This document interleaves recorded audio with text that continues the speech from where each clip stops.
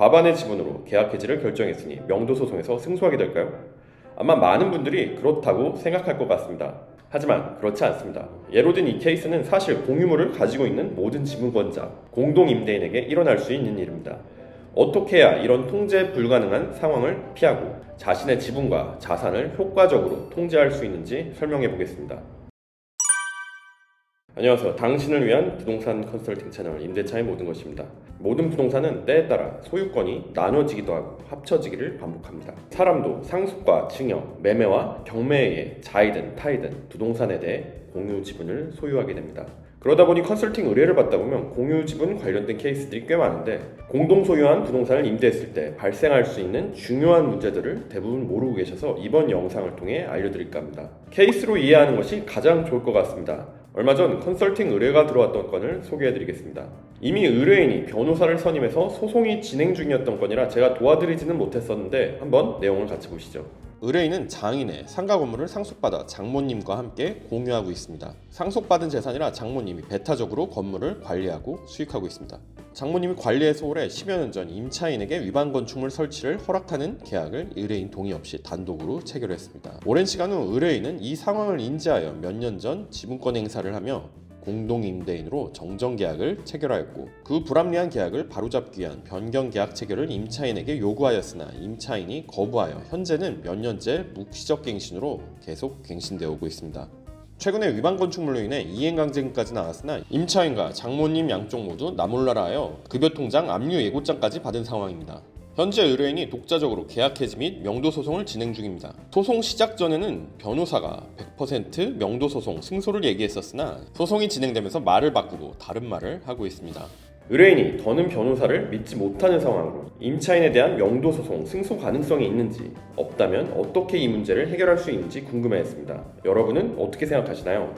변호사가 100% 승소 장담했던 이 명도 소송 이길 수 있을까요? 자, 일단 위반 건축물로 인한 계약 해지에 대해서 얘기해보자면 임대인이 위반 건축물의 설치에 동의한 경우 나중에 위반 건축물로 인하여 문제가 발생하더라도 임대인은 불법 건축물을 이유로 임대차 계약을 해지할 수 없습니다. 이 케이스의 경우 장모가 단독으로 위반 건축물의 설치를 동의하며 계약했었지만 이후 의뢰인도 같은 내용의 계약을 공동임대인으로 정정하여 체결하면서 이를 추인한 셈이 되어버렸죠. 의뢰인 또한 위반 건축물의 설치에 동의한 임대인이 되었기 때문에 위반 건축물을 이유로 한 계약 해지를 할 수 없습니다. 100% 승소 자신했던 변호사의 말과 달리 의뢰인의 명도 소송은 이길 가능성이 매우 낮습니다. 그런데 제가 오늘 영상에서 말하고자 하는 것은 위반 건축물에 대한 것이 아니라 공동 지분권자, 공동 임대인에 대한 것이죠. 이 케이스의 임차인이 임대인의 동의 없이 의미로 위반 건축물을 설치한 것으로 가정해 봅시다. 임차인이 위반 건축물의 철거를 거절해서 행정처분까지 나왔으니 공동 임대인인 의뢰인은 명도 소송에서 승소할 수 있을까요? 이 경우에도 걸리는 것이 있죠. 장모와 사위의 지분을 따져봐야 합니다. 공유자가 공유물을 타인에게 임대하는 행위, 그리고 임대차 계약을 해지하는 행위는 공유물 관리에 해당합니다. 그리고 이런 관리 행위는 민법 265조의 공유자의 지분의 과반으로서 결정하여야 합니다. 그런데 장모가 임차인에 대해 계약 의사해지를 갖고 있지 않은 상황에서 의뢰인이 단독으로 계약 해지하고 명도 소송을 진행했으니 의뢰인의 지분율이 중요합니다. 상속으로 인한 공유물이니 아마도 의뢰인과 장모가 지분을 반씩 나눠 가지고 있는 것으로 생각되는데 의뢰인의 지분이 과반이 되지 않는다면 의뢰인의 계약 해지는 단독으로 결정된 것이니 과반의 지분으로 결정된 유효한 계약 해지가 아니겠죠. 이 경우 명도 소송은 패소하게 될 겁니다. 그런데 만약에 의뢰인의 지분이 과반이라면 어떻게 될까요? 과반의 지분으로 계약 해지를 결정했으니 명도 소송에서 승소하게 될까요? 아마 많은 분들이 그렇다고 생각할 것 같습니다. 하지만 그렇지 않습니다. 관리 행위는 지분의 과반으로 결정하지만 그 결정의 통지, 즉 계약의 해지나 해제는 임대인 전원이 임차인 전원에게 해야 하기 때문입니다.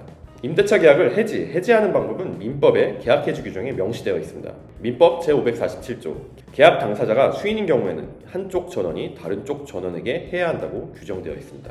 임대차 해지 결정은 지분의 과반수가 찬성하면 되지만 계약 해지 통지는 계약상의 모든 임대인, 공동임대인 모두가 해야 합니다.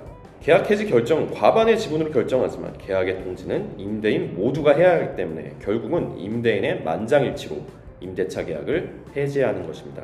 계약 해지에 반대하는 일부 임대인이 계약 해지 통지에 자신의 이름을 포함하는 것을 거부한다면 그 계약 해지 통지는 유효하지 않은 통지가 됩니다. 따라서 임차인의 채무 불이행으로 명도 소송을 가더라도 임차인이 임대차 시를 인도할 의무가 있다는 것은 인정되지만 임대차 계약이 적법하게 해지되었다고 볼 수 없고 때문에 계약 해지를 전제로 하는 명도 소송의 인도 청구는 받아들여지지 않습니다. 따라서 이번 케이스에서 의뢰인은 장모의 동의 없이 단독으로 계약 해지를 결정했고 또 단독으로 계약 해지 통보를 했기 때문에 현재 진행되고 있는 명도 소송은 임차인 측에서 이 부분을 문제 삼는다면 의뢰인이 패소하게 될 수밖에 없습니다. 임차인 쪽은 이미 자신이 승소할 것이라는 것을 알고 있을 것이기 때문에 조정이 될 확률은 높지 않을 것 같습니다. 패소할 경우 상대방 변호사 비용까지 부담해야 되는데 의뢰인으로서는 손해가 이만저만이 아닐 겁니다. 의뢰인의 변호사가 소송 전 100% 승소한다고 자신하면서 의뢰인에게 소송을 시작하게 하고 사건을 수임했다면 이 변호사는 부동산에 대해서 임대차에 대해서 아무것도 모르는 엉터리 변호사이거나 의뢰인을 기망하는 변호사 둘 중 하나겠죠. 패소가 당연한 소송을 진행하게 한 변호사에게 선임료 반환을 요구하는 정도는 필요하지 않나 생각됩니다. 현재 상황에서 이 문제를 해결하기 위해 다른 법적 절차를 진행할 수 있겠지만 임차인이 계속 절차를 방해하고 다른 편법을 쓴다면 쉽지는 않을 겁니다. 이렇게 공동지분권자이자 공동임대인이 공유물 관리에 비협조적인 상황인데 이러한 문제를 방지하기 위한 안전장치들이 준비되어 있지 않았다면 사실 이러한 상황을 버티지 못하는 지분권자가 공유물 분할로 지분을 매각하는 방법 외에는 없습니다. 예로 든 이 케이스는 사실 공유물을 가지고 있는 모든 지분권자, 공동임대인에게 일어날 수 있는 일입니다. 특히 임차인이 특정 지분권자, 특정 임대인과 이해관계가 있거나 친분이 있다면 충분히 쉽게 일어날 수 있는 일입니다. 공동 지분을 가지고 있다가 원수되는 전형적인 이유 중 하나가 이러한 상황입니다. 케이스에 대해서 알아봤으니 이제 케이스의 시사점에 대해서 생각해 봐야 되겠죠? 구독자분들 중에서도 부동산 자산에 대해서 공유 지분을 가지고 계신 분들, 공유 임대인이신 분들이 많을 텐데 어떻게 해야 이런 통제 불가능한 상황을 피하고 자신의 지분과 자산을 효과적으로 통제할 수 있는지 설명해 보겠습니다.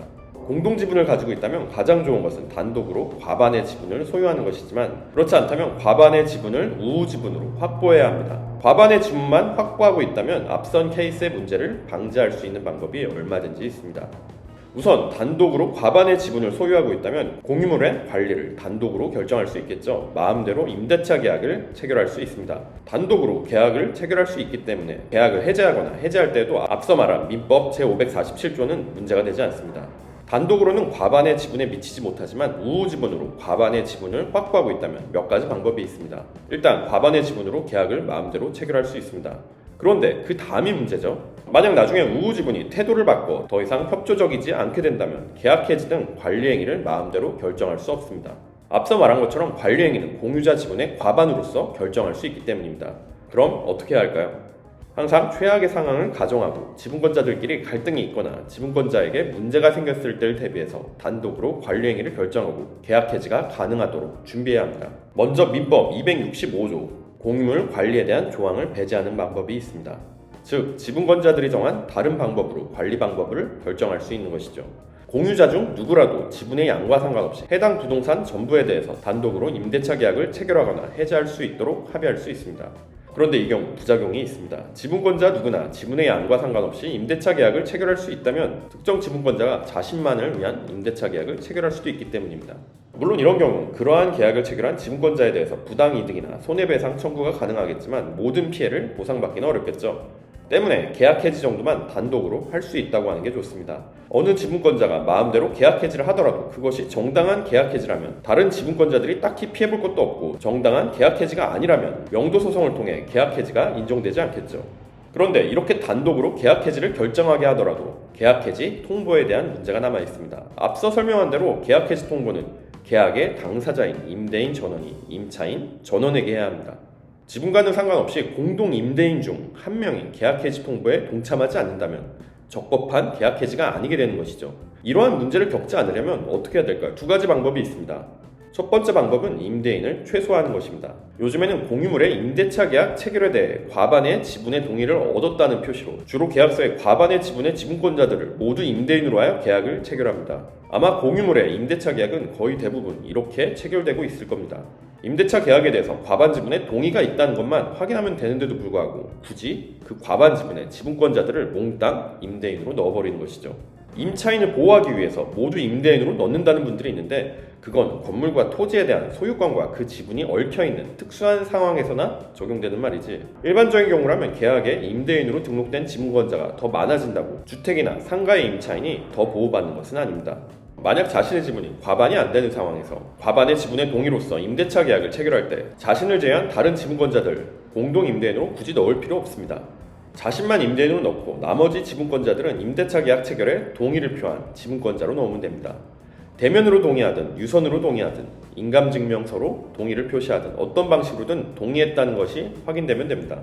만약 다른 지분권자가 이 첫 번째 방법을 거부하고 공동임대인으로 명의를 올리는 것을 고집한다면 두 번째 방법을 쓰면 됩니다. 두 번째 방법은 임대차 계약을 체결할 때 민법 제547조의 1항 적용을 배제하는 특약을 넣는 것입니다. 예를 들어 계약 해지나 해제는 공동임대인 중 누구라도 한 명 이상이 임차인 전원에게 하는 것으로 한다. 이렇게 특약을 넣으면 민법 제547조의 제약으로부터 자유로워질 수 있습니다. 단독 임대인으로 임대차 계약을 체결하는 방법과 민법 547조를 배제하는 방법, 자신의 상황에 비추어 어떤 방법을 선택하는 것이 유리한지 여러분들이 스스로 고민해 보시면 도움이 될 겁니다. 이 두 가지 중 어떤 것이 자신의 지분으로 공유물에 대한 영향력을 최대화하고 자산을 효율적으로 관리할 수 있는지 고민해서 선택하면 됩니다. 만약 자신이 소수 지분권자라면 앞서 설명한 모든 방법들을 사정에 맞게 조합하고 또 배제해서 자신의 지분의 영향력을 높여 다른 지분권자가 공유물 전체를 마음대로 통제하는 것을 막을 수도 있습니다. 이렇게 부동산을 공동 소유한 지분권자가 효과적으로 자신의 권한을 행사하고 자신의 자산을 보호하기 위해서는 고려해야 할 것이 많습니다. 자신의 지분이 많든 적든 단순히 다른 사람이 시키는 대로 도장을 찍을 것이 아니라 자신의 상황과 그에 따라 필요한 부분들을 이해하고 벌어질 수 있는 모든 상황을 가정해서 자신에게 유리한 전략과 시나리오를 세워 상황을 통제하고 그것을 실행해 나가야 합니다. 제 채널의 구독자분들 그리고 이 영상을 보시는 분들, 저를 통해 이 채널의 영상들을 통해 그런 수준으로 넘어올 수 있게 된다면 좋겠습니다. 오늘도 영상 시청해 주셔서 감사합니다. 좋은 하루 보내세요.